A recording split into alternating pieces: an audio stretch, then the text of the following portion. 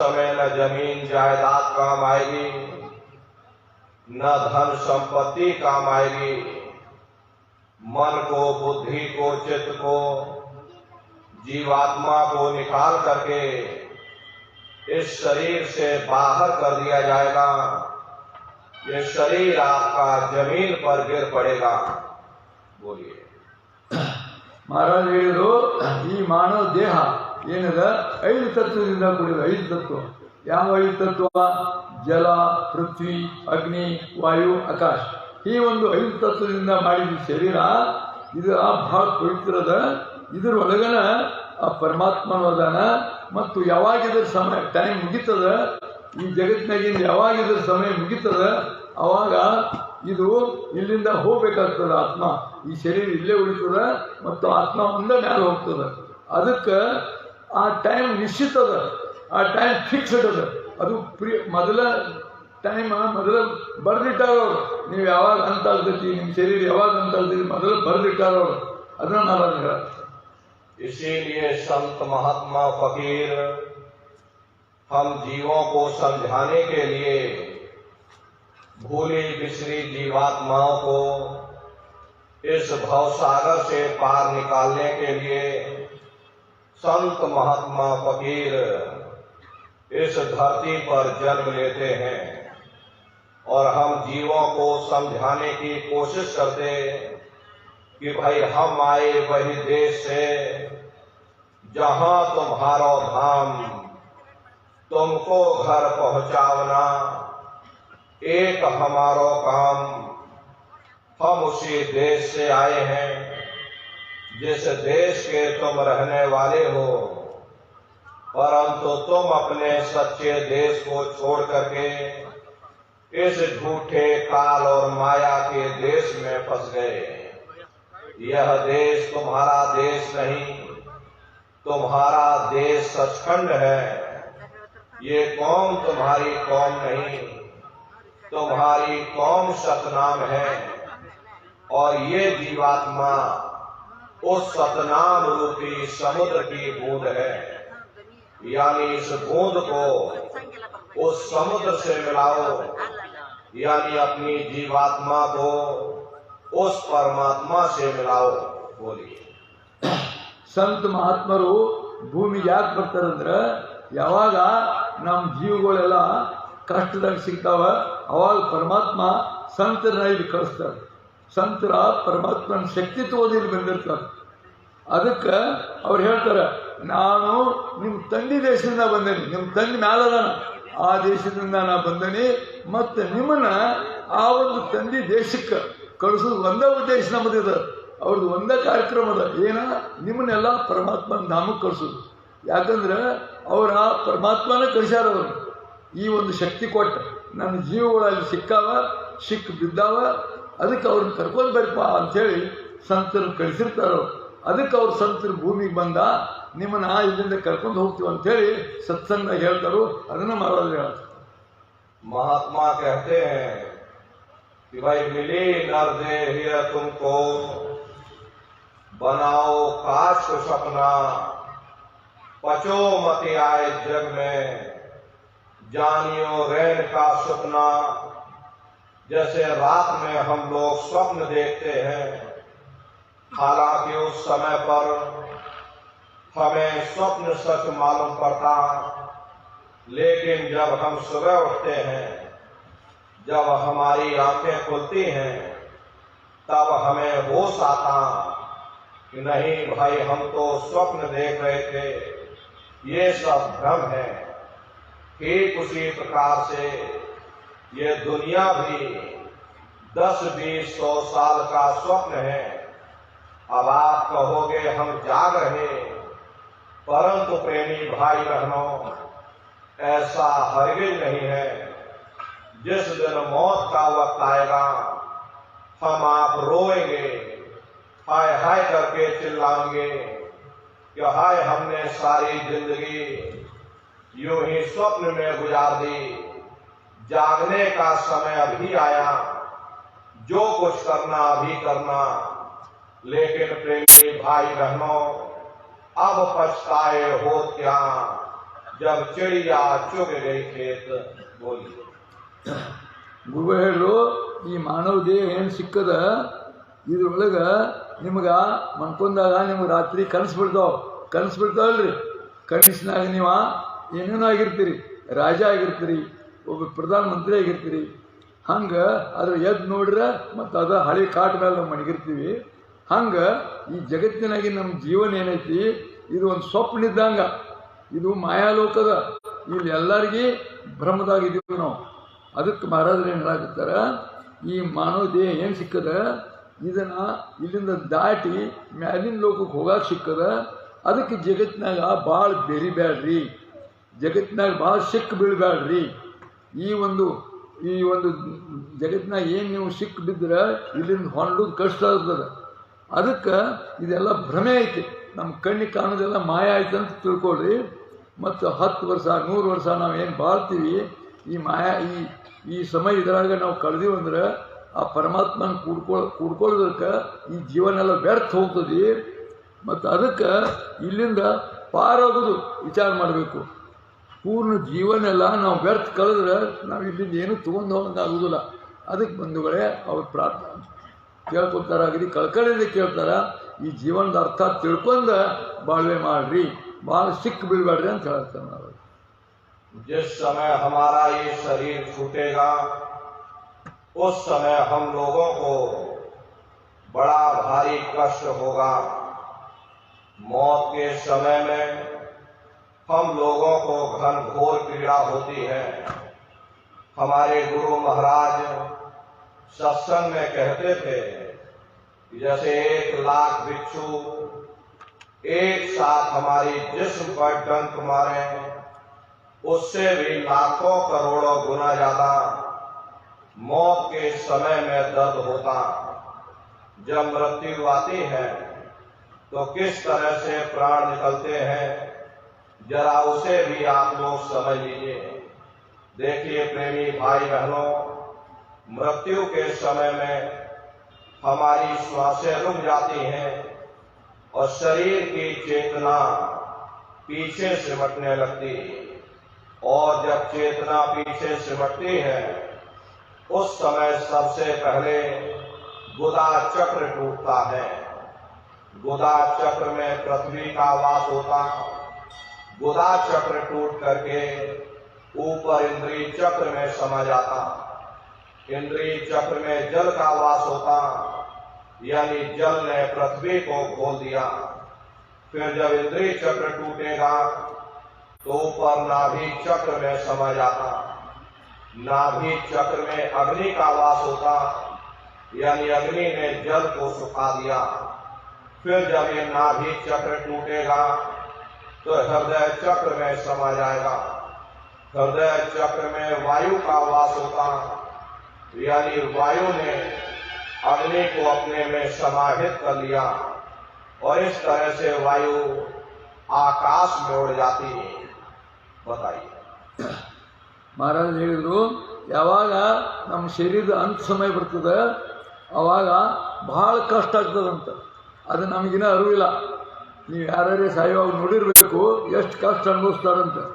ಅವ್ರು ಹೇಳಿದ್ರು ಎಷ್ಟು ವ್ಯಥೆ ಆಗ್ತದೆ, ಎಷ್ಟು ಕಷ್ಟ ಆಗ್ತದೆ ಅಂದ್ರೆ, ಈಗ ಒಂದು ಚೋಳು ಕಡಿದ್ರೆ ಎಷ್ಟು ಬ್ಯಾನೆ ಆಗ್ತದೆ ಗೊತ್ತೈತಿಲ್ಲ ನಿಮ್ಗೆ. ಹಂಗೆ ಸಾವಾಗೋ ಟೈಮ್ಗೆ 1,00,000 ಚೋಳು ಒಂದೇ ಟೈಮ್ ಕಡಿತಂದ್ರೆ ಎಷ್ಟು ವ್ಯಥೆ ಆಗ್ತೈತಿ, ಅಷ್ಟು ವ್ಯಥೆ ಸಾವಿನ ಸಮಯ ಆಗ್ತದಂತ. ಅದಕ್ಕೆ ಜನರೆಲ್ಲ ಸಾವಂದ್ರೆ ಅನಿಸ್ತಾರೆ, ಹೆದರ್ತಾರೆ. ಅಂಥ ಟೈಮ್ ಲಾಸ್ಟಿಗೆ ಬರ್ತದೆ, ಅವಾಗ ಏನೂ ಮಾಡೋಕ್ಕೆ ಟೈಮ್ ಇರೋದಿಲ್ಲ. ಅದಕ್ಕೆ ಅವ್ರೇನು ಹೇಳ್ತಾರೆ, ಈ ಟೈಮ್ದಾಗ ನಾವು ಅದ್ರ ಕಲ್ಪನೆ ಮಾಡಿ, ಆ ಒಂದು ಕಷ್ಟದ ಕಲ್ಪನೆ ಮಾಡಿ ನಮ್ಮ ಜೀವನ ಇದು ಮಾಡಬೇಕು, ಕಳಿಬೇಕು, ನಮ್ಮ ಜೀವನದ ಅರ್ಥ ತಿಳ್ಕೋಬೇಕು. ಅದಕ್ಕೆ ಹೆಂಗಾಗ್ತದೆ, ಸಾವು ಹೆಂಗಾಗ್ತದೆ ಅಂತ ವರ್ಣನೆ ಮಾಡಿ ಹೇಳೋರು. ಇಲ್ಲಿ ನೋಡಿ, ಶರೀರದಾಗ 6 ಚಕ್ರದವು. ಮೊದಲನೇ ಚಕ್ರ ಗುದಾ ಚಕ್ರ ಅಂತಾರೆ. ಅಲ್ಲಿ ಭೂಮಿ ತತ್ವದ, ಪೃಥ್ವಿ ಅಂದರೆ ಭೂಮಿ ತತ್ವದ. ಎರಡನೇದು ಇಂದ್ರಿಯ ಚಕ್ರದ. ಆ ಇಂದ್ರಿಯ ಚಕ್ರದಾಗ ನೀರಿನ ತತ್ವದ. ನೀರಿನ ತತ್ವ ಮೊದಲ ಭೂಮಿ ನೀರಾಗ ಕರಗ್ತದ. ನಂತರ ಆ ನೀರನ್ನ ನಾಭಿ ಚಕ್ರದಾಗ ಅಗ್ನಿ ತತ್ವ ಐತಿ. ಆ ಅಗ್ನಿ ತತ್ವ ನೀರನ್ನೆಲ್ಲ ಜಕ್ಕೊಂದು ಬಿಡ್ತದ. ಅದು ನೀರೆಲ್ಲ ಬಾಷ್ಪ ಆಗ್ತದೆ. ನಂತರ ಹೃದಯ ಚಕ್ರದ ಆ ಹೃದಯ ಚಕ್ರದಾಗ ವಾಯು ತತ್ವದ ಈ ನೀರೆಲ್ಲ ಅಗ್ನಿ ವಾಯು ಆದ ನಂತರ ಆ ವಾಯು ತತ್ವದಾಗ ಸೇರ್ಕೊಂಡು ಬಿಡ್ತದೆ. ವಾಯು ತತ್ವನ ಆಕಾಶದಾಗ ಎಲ್ಲ ಚೆಕ್ಕೊಂಡು ಬಿಡ್ತದೆ. ಹಿಂಗೆ ಇದು ಪ್ರಳಯ ಆಗ್ತದೆ. ಹಂಗೆ ಶರೀರದಾಗ ಹೆಂಗೆ ಪ್ರಳಯ ಆಗ್ತದೋ ಜಗತ್ತಾಗೂ ಹಂಗೆ ಪ್ರಳಯ ಆಗ್ತದೆ ಅಂತ ಮಹಾರಾಜ ಹೇಳಿ ತಿಳ್ಕೊಳ್ಳಿ. जब ये जीवात्मा पांचों तत्वों को लांघ करके जल पृथ्वी अग्नि वायु आकाश पांचों तत्वों को लांघ करके ऊपर आती है तो काल दाढ़ में आम दबानी और जब घर के नैनन से पानी वो काल अपनी दाढ़ में दबाता, उस समय नेत्रों से पानी निकलता, इंद्रियां टूट टूट करके सब चकनाचूर हो जाती, सब रिश्ते नातेदार खड़े रह जाते, डॉक्टर वैद्य हकीम सब आपको घेरे रह जाते, लेकिन आप अपनी पीड़ा को उस समय अपने मुख से बयान नहीं कर पाओगे, सिर्फ आपके नेत्रों से अश्रु टपकेंगे और यमदूत आते हैं जीवात्मा को खींच करके इस शरीर से बाहर कर दिया जाता. बोलिए. ಯಾವಾಗ ಶರೀರದಿಂದ ಪ್ರಾಣ ಹೊರಗೆ ಹೋಗ್ತದೆ ಅವಾಗ ಈ ಲೋಕದ ದೇವ್ರ 3 ಲೋಕದ ದೇವ್ರ ಮುಖಾನಂತರ ಅವನು ಈ ಜೀವಾತ್ಮನ ತಿಂದು ಬಿಡ್ತಾನಂತ. ತಿಂತಾನಂತ ಅವ ಬಾಯಾಗ ಹಾಕಿ ಯಾತನ ನೀವು ಹೆಂಗೆ ಕಬ್ಬ ತಿಂತೀರಿ ಹಂಗೆ ತಿಂತಾನಂತವ. ನೋಡ್ರಿ ಅವಾಗ ಎಷ್ಟು ವ್ಯತ್ಯಾಸ ಆಗ್ಬೋದು ಜೀವಕ್ಕೆ. ಅದಕ್ಕೆ ಅವಾಗ ನಮ್ಮ ಶರೀರದಾಗ ಏನು ಇಂದ್ರಿಯಗಳದಾವ ಅವೆಲ್ಲ ಚಕನಾಚೂರಾಗ್ತಾವಂತ, ಸಣ್ಣ ಪುಡಿ ಪುಡಿ ಆಗ್ತಾವಂತ. ಈಗ ಹೆಂಗೆ ಕಬ್ಬಿನ ಫ್ಯಾಕ್ಟ್ರಿ ಒಳಗೆ ಕಬ್ಬ ಹಾಕಿದ್ರೆ ಹೆಂಗೆ ಸಣ್ಣ ಆಗ್ತದೆ ಹಂಗೆ ಶರೀರದಾಗಿನ ಎಲ್ಲ ಅವಯವಗಳು ಅಷ್ಟು ಕ್ಷೀಣ ಆಗ್ತಾವಂತ, ಅಷ್ಟು ನುಕ್ಸಾನ ಆಗ್ತಾವಂತ. ಅವಾಗ ಯಾರು ಏನೂ ಮಾಡಕ್ಕೆ ಬರೋದಿಲ್ಲ. ನಿಮ್ಮ ಪ್ರಾಣಿಲಿ ಹೋಗ್ತಾ ಇರ್ತದೆ, ಮಂದೆಲ್ಲ ಸುತ್ತಮುತ್ತ ನಿಂತಿರ್ತಾರೆ, ಅವ್ರು ಏನು ಬೇಕಾದ್ ಮಾಡಿದ್ರು ನಿಮ್ಮನ್ನು ಉಡ್ಸ್ಕೊಳಕ್ಕೆ ಆಗೋದಿಲ್ಲ. ಅವರೆಲ್ಲರೂ ಕಳ್ಕೊಂಡು ನಿಂತಿರ್ತಾರೆ, ಯಾರು ದುಃಖ ಪಡಿತಾರೆ, ಡಾಕ್ಟರ್ ಇಂಜೆಕ್ಷನ್ ತೊಗೊಂಡು ನಿಂತಿರ್ತಾರೆ, ಆದರೆ ಏನೂ ಆಗೋದಿಲ್ಲ. ಅದಕ್ಕೆ ಅವ್ರು ಏನು ಹೇಳ್ತಾರೆ, ಇಂಥ ಒಂದು ಪೀಡೆ ನೀವೇ ಸಹಿಸಬೇಕಾಗ್ತದೆ. ಅದನ್ನು ಮತ್ತಾರು ಸಹಿಸೋಕ್ಕಾಗೋದಿಲ್ಲ. ಅದನ್ನ ಮಹಾರಾಜ ನಿಮಗೆ ಹೇಳಕ್ಕಾಗ್ತದೆ. जब ये जीवात्मा शरीर से निकल जाती है तो इस शरीर आपका मिट्टी हो जाता, फिर इस मिट्टी को अग्नि में जला करके राख कर दिया जाता. उधर जीवात्मा को ले जाकर के धर्मराज की कचहरी में पेश कर दिया जाता. वहां पलक झपकते ही तुम्हारे अच्छे बुरे कर्मों का हिसाब हो जाता है. धर्मराज तुमको सजा सुना देते, ले जाओ इनको फलाने नर्क में डाल दो, क्योंकि मैंने इनको मौका दिया था, मैंने इनको मनुष्य शरीर दिया था. अब की बार गीता रामायण को पढ़ करके, उन धर्म पुस्तकों को पढ़ करके, किसी संत महात्मा की खोज करके, उनके बताए हुए रास्ते पर चल करके अपनी जीवात्मा का कल्याण करा लेना. उस उद्देश्य के लिए मैंने इनको मनुष्य शरीर दिया था, लेकिन इन्होंने अपना उद्देश्य पूरा नहीं किया. जब जब ये मनुष्य शरीर में आए कभी इन्होंने विचार ही नहीं किया कि आखिर ये मनुष्य शरीर हमको क्यों मिला, किस लिए मिला, क्या इसका उद्देश्य है. इन्होंने अपने कीमती समय को और श्वासों की पूंजी को यूं ही व्यर्थ में बर्बाद कर दिया. अच्छे बुरे कर्म इन्होंने कर डाले. मेरे दिए हुए शरीर को, मेरे किराए के मकान को इन्होंने अपने कर्मों से गंदा कर दिया. इसलिए कर्मों की सजा इनको मिलेगी. ले जाओ इनको फलाने नर्क में डाल दो. महात्मा कभी झूठ नहीं बोलते.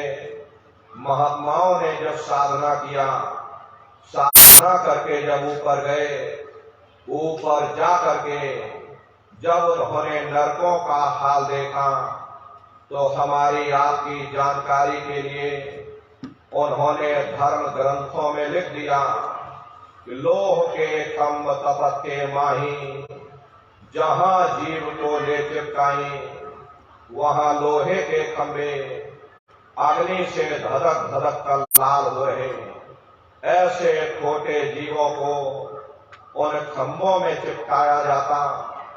जीव हाय हाय करके तड़पता है, तड़प तड़प जीव जुलम बुखारी, तपत खंभ दुखी उपजे भारी। असहनी वेदना होती, असहनी दुख दर्द होता, जीव वहां रोता चिल्लाता रहता। वहां कोई तुम्हारी पुकार सुनने वाला नहीं, कोई तुम्हारी दर्द भरी आवाज को सुनने वाला नहीं। बोलिए।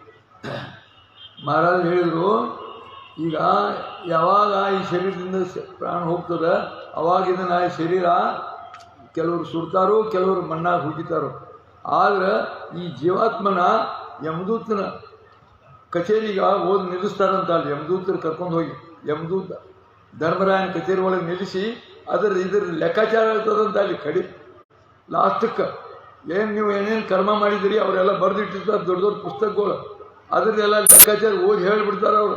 ಇದು ಭಾಳ ಕುಕರ್ಮಿ ಜೀವ ಐತಿ, ಇದು ಭಾಳ ಅನ್ಯಾಯ ಮಾಡೈತಿ, ಇದು ಭಾಳ ಅತ್ಯಾಚಾರ ಮಾಡೈತಿ ಅಂಥೇಳಿ ಅದ್ರ ಕರ್ಮದ ಪ್ರಕಾರ ಅಲ್ಲಿ ನ್ಯಾಯ ಆಗ್ತದೆ. ನ್ಯಾಯ ಆಗಿ ಇದನ್ನು ಎಳ್ಕೊಂಡು ಹೋಗಿ ಆ ಕರ್ಮದಂತೆ ಶಿಕ್ಷಾ ಕೊಡ್ತಾರೆ. ಅದ ಮಹಾತ್ಮರಿಗೆಲ್ಲ ಅವ್ರ ಕಣ್ಲೆ ಕಾಣ್ತದೆ. ನಾವು ಅವ್ರ ಮುಂದೆ ನಿಂತೀವಂದ್ರೆ ನಾವೇನು ಕರ್ಮ ಮಾಡಿದ್ವಿ ಅವ್ರಿಗೆ ಗೊತ್ತಾಗ್ತದೆ. ಅದಕ್ಕೆ ಅವ್ರಿಗೆ ಭಾಳ ವ್ಯಥೆಪಟ್ಟು ಅವ್ರಿಗೆ ಭಾಳ ದುಃಖ ಆಗ್ತದೆ. ನಮ್ಮನ್ನೆಲ್ಲ ನಮ್ಮ ಕರ್ಮಗಳು ನೋಡಿ ಇದೆಲ್ಲ ನರಕ ಕೊಟ್ಟದಂತ ತಿಳ್ಕೊತಾರೆ ಅವರು. ಅವಾಗ ಈ ಜೀವನ ಹೋದ ಆ ನರಕದಾಗ ಹಾಕ್ತಾರಂತ. ನರಕದ ವರ್ಣನೆ ಮಾಡ್ತಾರೆ. ಅಲ್ಲಿ ಕಾಸಿನ ಕಂಬದವಂತ ಕೆಂಪು ಇದು ಕೆಂಪಿನ ಹಂಗೆ ಕಾಸು ಕೆಂಪಾಗಿರ್ತಾವೆ. ಅದಕ್ಕೆ ನೀವು ಕೂಳ ಹೆಂಗೆ ಬಡಿತೀರಿ ಅದಕ್ಕೆ ಹಂಗೆ ಜೀವನ ಅದಕ್ಕೆ ಹಚ್ತಾರಂತ. ಅದು ಒದರ್ತದಂತ. ಅದ್ರ ಅವಾದ 1,00,000 ಕಿಲೋಮೀಟರ್ ತನಕ ಹೋಗ್ತದಂತ. ಅದನ್ನ ವರ್ಣನೆ ಮಾಡಿ ಹೇಳಾಗ್ತಾರೆ. ಅಂಥ ಒಂದು ಕಷ್ಟ ಆ ನರಕದಾಗ ಎಲ್ಲ ಜೀವಗಳು ಅನುಭವಿಸ್ತಾವಂತ. ಅದಾದ ಬಳಿಕ ಆ ಜೀವಗಳ ಅವನ್ನ ಎಲ್ಲ ನೋಡಿ ಆ ಮಹಾತ್ಮರ ಧರ್ಮ ಪುಸ್ತಕಗಳನ್ನ ಬರೆದಿಟ್ಟಾರ. ನರಕದಾಗ ಹಿಂಗೆ ಯಾತನೆ ಕೊಡ್ತಾರ, ನರಕದಾಗ ಹಿಂಗೆ ಇವನು ತ್ರಾಸ ಮಾಡ್ತೈತಿ, ಇಂಥ ಕಷ್ಟ ಸಿಗ್ತೈತಿ. ಅದಕ್ಕೆ ಗೀತಾ ರಾಮಾಯಣ ಬರೆದಿಟ್ಟಾರ ಅವ್ರ ಮಹಾತ್ಮರು. ಓದಿ ಅದರ ಅನುಭವದಿಂದ ನೀವು ಸಾಧನೆ ಮಾಡಿರಿ. ಮತ್ತು ಆ ಪುಸ್ತಕದಾಗ ಏನು ಬರ್ದಾರು, ಸಂತ ಮಹಾತ್ಮರು ಹುಡ್ಕ್ಯಾಡ್ರಿ, ಅವ್ರನ್ನ ಹಿಡ್ಕೊಂಡು ಅವ್ರನ್ನ ಗಟ್ಟಿಯಾಗಿ ಹಿಡ್ಕೊಳ್ಳಿ, ಅವ್ರು ಕೂಡ ಅಂತ ನಾಮದ ಅಂತ ಒಂದು ಸಾಧನೆ ಮಾಡಿರಿ ಅಂಥೇಳಿ ಧರ್ಮ ಪುಸ್ತಕದಾಗ ಬರ್ತಾರೆ. ಅದಕ್ಕೆ ಯಾವಾಗ ಜೀವಗಳು ಅಲ್ಲಿ ಒದ್ದಾಡ್ತಾ ಇರ್ತಾವ ಅದರ ಹಾಲು ಅವ್ರಿಗೆ ಸ್ವಚ್ಛ ಕಾಣಿ ಅವ್ರಿಗೆ ಭಾಳ ಕರುಣೆ ಬರ್ತದೆ. ಅದಕ್ಕೆ ನೀವು ಅವ್ರ ಮಾತು ಈಗ ಹೇಳೋದಂತ ತಿಳ್ಕೊಬೇಕು. ಮುಂದೆ ಬರೋ ಇದನ್ನು ಅವ್ರಿಗೆ ಎಚ್ಚರ ಮಾಡಾಕತ್ತಾರೆ. ಎಲ್ಲರಿಗೆ ಅಂಥ ದಿನ ಬರುತ್ತವ. ಅದಕ್ಕೆ ನಾವು ಎಚ್ಚರ ಆದೀವಿ ಅಂದರೆ ಈಗಿಂದನೇ ಮಹಾತ್ಮನ ಹಿಡ್ಕೊಂಡ್ರೆ ನಮ್ಮ ಜೀವನ ಸುಲಭ ಆಗ್ತದೆ, ಸರಳ ಆಗ್ತದೆ. ಮತ್ತು ನಮ್ಮ ಮುಂದೆ ಬರುವ ಕರ್ಮ ಕುಸುದೆ ಇಲ್ಲಿ ಬಾಧೆ ಇದನ್ನು ಮಾಡ್ತಾರೆ ಅಂತ ಮಹಾರಾಜ ಹೇಳ್ತಾರೆ. ತಿಳ್ಕೊರಿ. नरकों की यातनाएं भोगने के बाद में किसी जीवात्मा को सीधे मनुष्य शरीर नहीं दिया जाता, बल्कि फिर से 4,84 लाख योनियों में डाला जाता। जैसे बच्चा होता है, बच्चा पहले कक्षा 1 पास करेगा, फिर कक्षा 2 में जाएगा। ऐसे वहां पर पूरा चैनल बना हुआ। नरकों की यातनाएं भोगने के बाद इन्हीं जीवात्माओं को 4,84 लाख योनियों में डाला जाता। 4,84 लाख योनियां ये कोई मामूली योनियां नहीं होती। 4 खान का मतलब होता है अंडज, पिंडज, उपमज, स्थावर। ये 4 खाने हैं।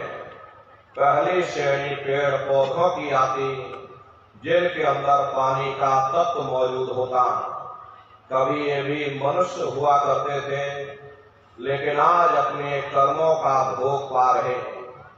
दूसरी श्रेणी कीड़े मकोड़ों की आती है, जिनके अंदर पृथ्वी और अग्नि का तत्व मौजूद होता। तीसरी श्रेणी पंछियों की आती, चौथी चौपाई जानवरों की आती, 5वीं स्वयं इंसान की आती, जिसके अंदर 5 तत्व जल, पृथ्वी, अग्नि, वायु, आकाश 5 तत्व मौजूद होते। ये 4 खाने हैं। इनमें अलग अलग 84 लाख योनियां इनमें बटी हुई हैं। अब आप पेड़ पौधों को देखिए तो आम का पेड़ अलग है, गन्ने का पेड़ अलग है, पीपल का पेड़ अलग है। ऐसे ही अलग अलग प्रजातियों के कीड़े मकोड़े, अलग अलग प्रजातियों के पशु पंछी, कुल मिलाकर के 84 लाख योनियां हैं। बोलिए। ನೋಡ್ರಿ, ನರಕದ ಯಾತನೆ ಆದ ಬಳಿಕ ಎಷ್ಟೋ ಲಕ್ಷಾಂತರ ವರ್ಷ ನರಕದ ಯಾತನೆ ಆದ ಬಳಿಕ ಡೈರೆಕ್ಟ್ ಮಾನವ ಜನ್ಮ ಸಿಗುದಿಲ್ಲ. ಈ ಒಂದು ಜೀವಾತ್ಮನ ಓದ ಈ 84 ಲಕ್ಷ ಯೋನಿಗಳು ಏನದಾವಲ್ಲ, ಅವು 84 ಲಕ್ಷ ಯೋನಿ ಅಂದ್ರೆ ಅಂಡಜ್ ಪಿಂಡಜ್ ಉಸ್ಮಜ್ ಸ್ಥಾವರ. ಅಂಡಜ್ ಅಂದ್ರೆ ತತ್ತಿಯಿಂದ ತಯಾರಾಗು, ಉಸ್ಮಜ್ ಅಂದ್ರೆ ಭೂಮಿಯಿಂದ ಹುಟ್ಟು, ಪಿಂಡಜ್ ಅಂದ್ರೆ ಪಿಂಡದಿಂದ ಶರೀರದಿಂದ ಹುಟ್ಟು, ಮತ್ತು ಸ್ಥಾವರ ಅಂದ್ರೆ ಗಿಡ ಮರ ಈ ಭೂಮಿಯಿಂದ ಹುಟ್ಟವು. ಹಂಗಾಗಿ ಇದು ನಾಲ್ಕು ಖಾನೆಗಳದಾವ. ಆ 4 ಖಾನೆಗಳಂದ್ರೆ 84 ಲಕ್ಷ ಯೋನಿಗಳಿಂದ ಜೀವ ತಿರುಗಾಡಿ ಬರ್ಬೇಕಂತ. ನಮ್ಮಲ್ಲಿ ಏನು ಜೀವಾತ್ಮ ಐತಿ ಇದಕ್ಕೆ ಅಂಥದ್ರಲ್ಲಿ ಹಾಕಿಬಿಡ್ತಾರಂತ. ನೋಡಿ, ವಿಚಾರ ಮಾಡಿ ಎಷ್ಟು ಕಷ್ಟ ಅನುಭವಿಸ್ತಾವಂತ. ಅದಕ್ಕೆ ಮಹಾರಾಜ್ ಹೇಳ್ತಾರೆ, ಈ ಒಂದು ಮೊದಲ ಗಿಡ ಆಗಿ ಹುಟ್ತಾವಂತ, ಗಿಡ ಆದ ಬಳಿಕ ಅಗ್ನಿ ಪಶು ಹುಳ ಹುಪ್ಪಳಾಗಿ ಹುಟ್ತಾವಂತ, ನಂತರ ಪಂಚೇಂದ್ರ ಪಕ್ಷಿಗಳು ಹುಡ್ತಾವ, ಆಮೇಲೆ ಮಾನವರಾಗಿ ಹುಡ್ತಾರಂತ. ನೋಡಿ, ಅಂಥ ಯಾತನೆ ಎಲ್ಲ ಆದ ಬಳಿಕ ಎಷ್ಟೋ ಲಕ್ಷಾಂತರ ವರ್ಷ ಮತ್ತು ಪುನಃ ಮಾನವ ಜನ್ಮ ಸಿಗಬೇಕಾದ್ರೆ ಲಕ್ಷಾಂತರ ವರ್ಷ ಕೋಟ್ಯಾಂತರ ವರ್ಷ ಟೈಮ್ ಹೋಗ್ತದೆ. ಅದಕ್ಕೆ ಅವ್ರು ಏನಂತಾರೆ, ಮಾನವ ಜನ್ಮ ಸಿಕ್ಕತಿ, ಇದರಾಗನ ಜಾಗೃತರಾಗಿ ಸಂತ ಮಹಾತ್ಮನ ಹಿಡ್ಕೊಂಡ್ರೆ ಇದರಾಗ ನಾವು ಮಾನವರಿಂದನೇ ಪರಮಾತ್ಮನ ಧಾಮಕ್ಕೆ ಹೋಗಕ್ಕೆ ದಾರಿ ಐತಿ. ಅದಕ್ಕೆ ಅದನ್ನು ತಿಳ್ಕೊಳ್ಳಿ ಅಂತ ಮಾರಾದ್ರೆ. इन 84 लाख योनियों में जीवात्माओं को असहनीय कष्ट होता है। आप बेजुबान जानवरों को देखिए, कीड़े मकोड़ों को देखिए। हमको आपको गर्मी लगती है तो हम लोग छाया में आ जाते, सर्दी लगती कंबल रजाई ओढ़ लेते, भूख लगती तो रोटी खा लेते, और बीमार होते अस्पतालों में चले जाते। लेकिन देखो उन बेजुबान जानवरों को, कौन उनकी दर्द भरी आवाज को सुनने वाला। किसी का हाथ काट दिया जाता, किसी का पैर काट दिया जाता, मुर्गी की गर्दन ही मरोड़ डाली जाती, किसी के हाथ पैर को मरोड़ दिया जाता।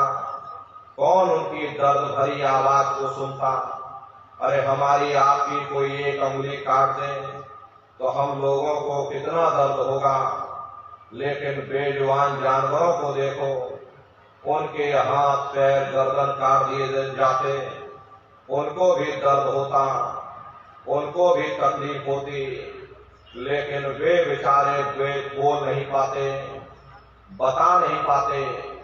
हम लोगों के अंदर जुबान है, हम लोग बोल बता लेते, वे सिर्फ रोते और चिल्लाते रहते।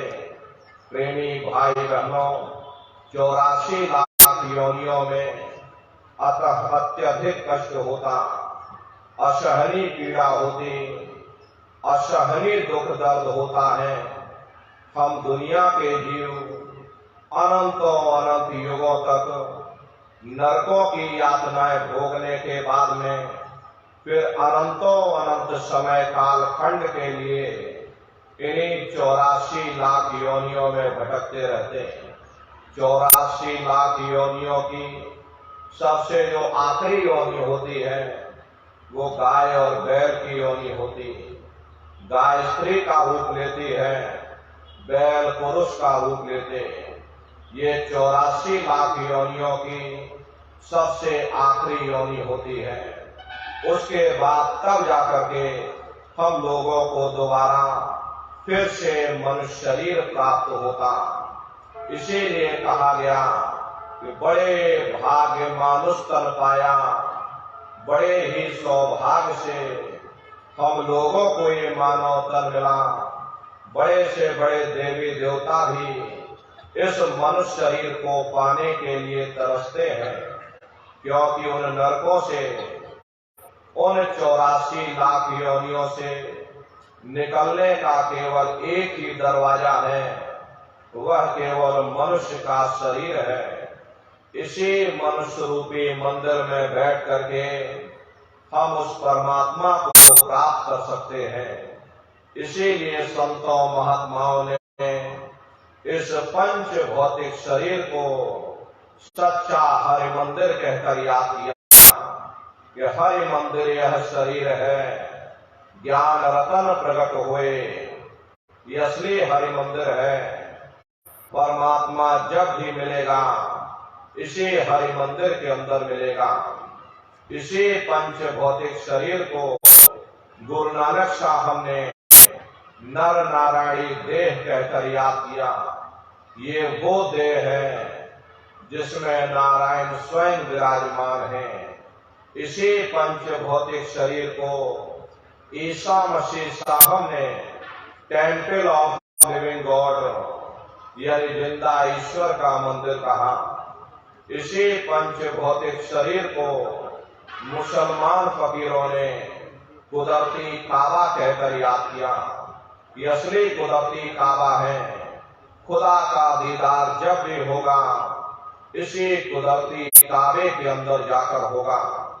बाहर से आज तक न कभी किसी को परमात्मा मिला, न भविष्य में कभी मिलेगा। परमात्मा जब भी मिलेगा तुम्हें तुम्हारे अंदर मिलेगा। बोलिए। ನೋಡ್ರಿ 84 लाख ಯೋನಿ ಮುಗಿದ ಬಳಿಕ ಈ 84 ಲಾಖದ ಅಖೀರಿ ಯೋನಿ ಅಂದ್ರೆ ಗಾಯ ಅಂದ್ರೆ ಆಕಳು ಮತ್ತು ಬೈಲ್ ಅಂದ್ರೆ ಎತ್ತು. ನೋಡ್ರಿ ಅದಕ್ಕೆ ಗೋಮಾತಾ ಅಂತಾರ. ಎತ್ತು ಅಂದ್ರೆ ಆಕಳಿಂದನೇ ಹೆಣ್ಮಕ್ಳಿಗೆ ಹುಡ್ತಾರಂತ. ಮತ್ತು ಎತ್ತಿನೊಳಗೆ ಏನು ಜೀವ ಇರ್ತಾವು ಅವ ಗಂಡ್ಮಕ್ಳಿಗೆ ಹುಡ್ತಾರಂತ. ಅದಕ್ಕೆ ಈ ಒಂದು 84 ಲಾಖ ಮುಗಿದ ನಂತರ ಆಕಳ ಮತ್ತು ಎತ್ತಿನಿಂದ ಹೆಣ್ಮಕ್ಳು ಗಂಡ್ಮಕ್ಳು ಹುಡ್ತಾರೆ. ಮತ್ತು ಅವ್ರು ಹುಟ್ಟಿದ ನಂತರ ಅವಕ್ಕೆ ಎಷ್ಟೆಷ್ಟು ಇದಿರ್ತಾವ ಕಷ್ಟ ಇರ್ತಾವ, ಅವಾಗ ಮಾನವ ಜನ್ಮ ಸಿಗ್ತದೆ. ನೋಡ್ರಿ ಅದೊಂದು ಪೂರ್ತಿ ಚಕ್ರ ಆದ ಬಳಿಕ ಮಾನವ ಜನ್ಮ ಸಿಗ್ತದೆ. ಎಷ್ಟೋ ಲಕ್ಷಾಂತರ ಕೋಟ್ಯಾಂತರ ವರ್ಷ ಆದ ನಂತರ. ಅದಕ್ಕೆ ಸಂತರೆಲ್ಲ ಹೇಳಿದ್ರು ಮನುಷ್ಯ ಜನ್ಮ ಭಾಳ ಭಾಗ್ಯವಂತದ. ಮನುಷ್ಯ ಜನ್ಮ ಎಲ್ಲ ಪ್ರಾಣಿಯೊಳಗೆ ಶ್ರೇಷ್ಠ ಮಾನವ ಜನ್ಮ ಇರ್ತದೆ. ಆ ಒಂದು ಶ್ರೇಷ್ಠ ಮಾನವ ಜನ್ಮ ದೇವರಿಗೆ ಸುದೇ ಪ್ರಾಪ್ತಿ ಇಲ್ಲದು. ದೇವ್ರ ಸುದೇ ಇಂಥ ಮಾನವ ಜನ್ಮ ಸಿಗಬೇಕು, ನಾನು ಕೂಡ ಅದರ ಕೂತು ತಪಸ್ಸು ಮಾಡಬೇಕು ಅಂಥೇಳಿ ಅವರು ಯೋಚನೆ ಮಾಡ್ತಿರ್ತಾರೆ. ಅದಕ್ಕೆ ಈ ಮಾನವ ಜನ್ಮಕ್ಕೆ ಭಾಳ ಮಹತ್ವ ಐತೆ ನೋಡ್ರಿ. ಅದಕ್ಕೆ ನಮಗೆ ಅದ್ರದ್ದು ವಿಚಾರನೇ ಇಲ್ಲ, ನಮಗೆ ಅದ್ರದ್ದು ಚಿಂತೆ ಇಲ್ಲ. ನಮಗೆ ಮಾನವ ಜನ್ಮ ಸಿಕ್ಕರೂ ಕೂಡ ನಾವು ಆ ಪರಮಾತ್ಮನ ನೆನೆಸೋದಿಲ್ಲ. ಎಷ್ಟೊಂದು ಕಷ್ಟ ಆಗಿರ್ತದೆ ಹಿಂದಿನ ಜನ್ಮದೊಳಗೆ. ಆದರೂ ಕೂಡ ಈ ಜನ್ಮ ಸಿಕ್ಕ ಬಳಿಕ ಇಂಥ ನಮ್ಗೆ ಸಿಕ್ಕ ಇದರಾಗ ನಾವು ಪರಮಾತ್ಮನ ಪಡ್ಕೊಳ್ಳೋಣ, ನಮ್ಮ ತಂದೆ ದೇಶಕ್ಕೆ ಹೋಗೋಣ ಅಂತ ನಮಗೆ ಅರಿವು ಇಲ್ಲ. ನಾವೇನು ನೋಡ್ತೀವಿ ಈ ಕಡೆ ಭೂಮಿ ಸೀಮಿ ಇದನ್ನ ನೋಡ್ಕೊಂಡು ಕುಂತೀವಿ. ಹೊಟ್ಟೆ ಚಿಂತೆ ಇರ್ತದೆ, ಅದನ್ನು ಬಿಟ್ಟರೆ ಮತ್ತೇನು ಚಿಂತೆನೇ ಇಲ್ಲ. ಈ ಜೀವಾತ್ಮ ಚಿಂತೆ ಯಾರಿಗೂ ಇರೋದಿಲ್ಲ. ಅದಕ್ಕೆ ಅವ್ರು ಏನು ಹೇಳ್ತಾರೆ, ಇದು ಒಂದು ಈ ಮಾನವ ದೇಹ ಅಂದ್ರೆ ಹರಿ ಮಂದಿರ ಅಂದ್ರೆ ಅವರು ಗುರು ನಾನಕರು ಹೇಳಿದ್ರು. ಇದು ಗುರು ನಾನಕರು ಹೇಳಿದ್ರು ನರ ನಾರಾಯಣಿ ದೇಹ. ನರ್ ದೇಹ ಐತಿ, ಇದು ನಾರಾಯಣಿ ದೇಹ. ನಾರಾಯಣ ಅಂದ್ರೆ ಪರಮಾತ್ಮ ಸೃಷ್ಟಿ ಮಾಡಿದ ದೇಹದ, ಮತ್ತು ಅದರೊಳಗೆ ಅವನು ಕುಂತಾನಂತ ಹೇಳಿದ್ರು. ಅದಕ್ಕೆ ಈಸಾ ಮಸಿ ಅಂದ್ರೆ ಕ್ರಿಶ್ಚಿಯನ್ರ ದೇವರು. ಅವ್ರು ಏನಿದ್ರು ಟೆಂಪಲ್ ಆಫ್ ಗಾಡ್ ಅಂದರು. ಈ ಮಾನವ ದೇಹಕ್ಕೆ ಟೆಂಪಲ್ ಆಫ್ ಗಾಡ್ ಅಂದರು. ಅದಕ್ಕೆ ಮುಸಲ್ಮಾನರು ಫಕೀರ್ ಏನಿದ್ರು ಖುದಾಕಿ ಕಾಬಾ ಹೇ ಅಂದ್ರು. ಅವ್ರು ಶರೀರಕ್ಕೆ ಕಾಬಾದಾಗ ಅಲ್ಲಿ ಹೋಗ್ತಾರವ್ರು. ಎಲ್ಲಿ ಕಾಬಾದಾಗ ಅಲ್ಲಿ ಹೋಗ್ತಾರೆ. ದೂರ ದೇಶ. ಅದ್ರ ಕಾಬಾ ಇಲ್ಲೇ ಐತಿ, ಇಲ್ಲೇ ಒಳಗೆ ಹುಡ್ಕ್ಯಾಡ್ರಿ ಅಂತಾರೆ ಅವ್ರು. ದೇವ್ರು ಒಳಗದಾನ. ಅದಕ್ಕೆ ಈ ಒಂದು ಸ್ಥಾನ ನಾವು ನಮ್ಮ ಸಾಧನೆ ಮಾಡ್ಕೊಂಡ ನಾವು ಹಿಡ್ಕೊಂಡಿವ್ರ ಎಲ್ಲ ಇಲ್ಲೇ ಸಿಗ್ತಾವೆ, ಎಲ್ಲ ತೀರ್ಥ ಇಲ್ಲೇ ಇದಾವೆ. ಅದಕ್ಕೆ ಸಂತರು ಹೇಳ್ಯಾರು, ಮಹಾತ್ಮರು ಎಲ್ಲ ನಿಮ್ಮೊಳಗೆ ಐತಿ, ಪರಮಾತ್ಮನು ಇಲ್ಲೇ ಅದಾನ ಅಂತ ಹೇಳ್ತಾರೆ. ಅದನ್ನ ಮಾಡೋದು ಹೇಳಾಕತ್ತಾರೆ. ತಿಳ್ಕೊರಿದಿಲ್ಲ, ಶಾಂತಿ ಕೇಳ್ರಿ, ಯಾರು ಡಿಸ್ಟರ್ಬ್ ಮಾಡಬೇಡ್ರಿ. अब सवाल ये उठता है कि आखिर इस मनुष्य रूपी मंदिर में बैठ करके हम उस परमात्मा को कैसे प्राप्त करेंगे। इसके लिए संतों महात्माओं ने हम लोगों को केवल 3 साधन बताए। साधन 3 सारे वर्णे और साधन सब खोते मान। इस कलयुग में उस मालिक को प्राप्त करने के लिए संतों महात्माओं ने केवल 3 साधना बताई। पहला सुमरन, दूसरा ध्यान और तीसरा भजन। सुमरन कहते उस मालिक को याद करना, ध्यान कहते हैं दृष्टि को एकाग्र करना, और भजन कहते हैं कान में उंगली डाल करके उस शब्द को सुनना, उस नाम को सुनना, उस आवाज को सुनना जो मालिक के घर से आवाज आ रही। तो कैसे आप लोग सुमरन करोगे, कैसे आप लोग ध्यान करोगे, कैसे आप लोग भजन करोगे, जरा अच्छी तरह समझिएगा, क्योंकि ये सुरत शब्द नाम योग की साधना है। जितने भी संत महात्मा इस धरती पर आए, सभी संतों महात्माओं ने उस मालिक को पाया तो सुरत शब्द नाम योग की साधना करके पाया। कबीर साहब आए, उन्होंने सबसे पहले सुरत शब्द नाम योग की साधना जारी की। उसके बाद गुरु नानक साहब आए, गुरु नानक साहब ने भी सुरत शब्द नाम योग की साधना जारी की। उसके बाद और भी महात्मा आए, कबीर, नानक, दादू दरिया, भीखा, रविदास, पलटू जगजीवन, गोस्वामी जी महाराज, जिन्होंने रामचरित्र मानस बनाई, उन्होंने भी सुरत शब्द नाम योग की साधना जारी की। आपके राजस्थान की धरती पर मीराबाई हुई, सहजोबाई हुई, उन्होंने भी उस मालिक को पाया तो सुरत शब्द नाम योग की साधना करके पाया। जितने भी संत महात्मा इस धरती पर आए, सभी महात्माओं ने सुरत शब्द नाम योग की साधना करके उस परमात्मा को प्राप्त किया। तो सुरत शब्द नाम योग की साधना कैसे आप लोग करोगे, उसे अच्छी तरह समझिएगा। ನೋಡ್ರಿ, ಮನುಷ್ಯರೂಪಿ ಮಾನವ ದೇಹಕ್ಕೆ ಏನಂದ್ರು ಸಂತರ, ಮನುಷ್ಯರೂಪಿ ಮಂದಿರ ಐತದು, ಇದ್ರೊಳಗೆ ಕುಂತ ನೀವು ಸಾಧನಾ ಮಾಡಬೇಕು.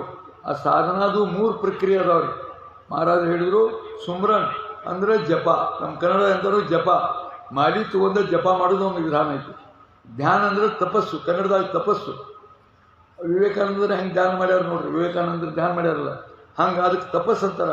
ಆ ತಪಸ್ಸು ಮಾಡೋದು ಮುಂದೆ ಹೇಳ್ತಾರೆ ಹೆಂಗೆ ಮಾಡೋದು.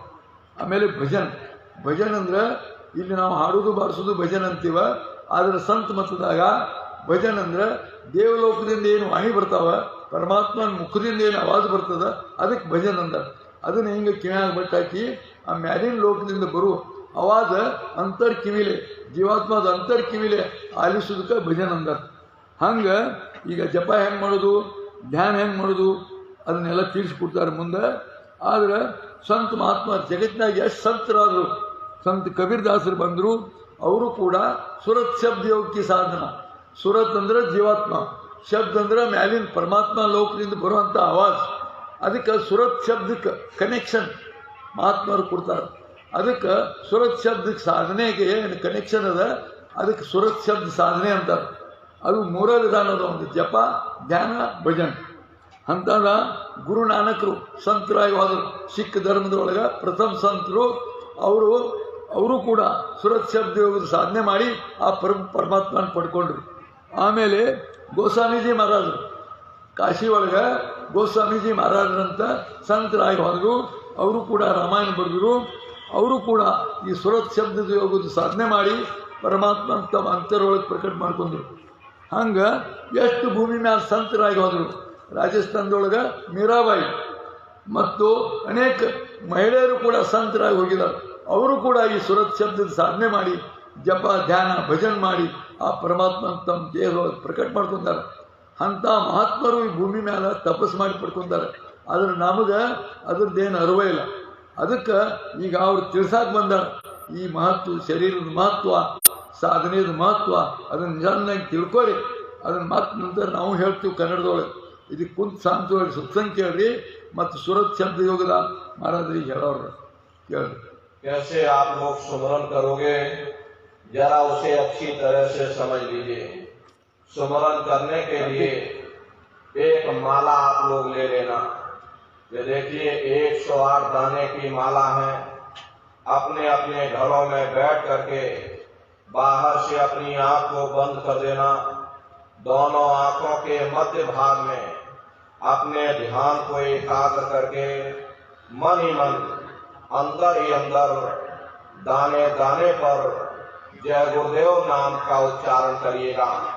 हर दाने पर जय गुरुदेव नाम, हर दाने पर जय गुरुदेव नाम, जय गुरुदेव जय गुरुदेव जय गुरुदेव कुल 108 बार करिएगा। दोबारा इसी जगह फिर वापस आ जाओगे। यहाँ से फिर जय गुरुदेव नाम का उच्चारण करना। हर दाने पर जय गुरुदेव नाम, जय गुरुदेव जय गुरुदेव जय गुरुदेव कुल 108 बार करिएगा। तीसरी बार फिर यहीं वापस आ जाओगे। जब आप जय गुरुदेव नाम का सुमरन करोगे तो दोनों आंखों के मध्य भाग में दूर सामने देखिएगा। सामने आपको अंधेरा दिखाई पड़ेगा। बस उसी अंधेरे में एक जगह पर आप अपनी दृष्टि को एकाग्र करके मन ही मन अंदर ही अंदर दाने दाने पर जय गुरुदेव नाम का उच्चारण करिएगा। जिसको आप याद कर रहे हो, एक समय ऐसा आएगा वो अंतर में तुम्हारे सामने प्रकट हो जाएगा।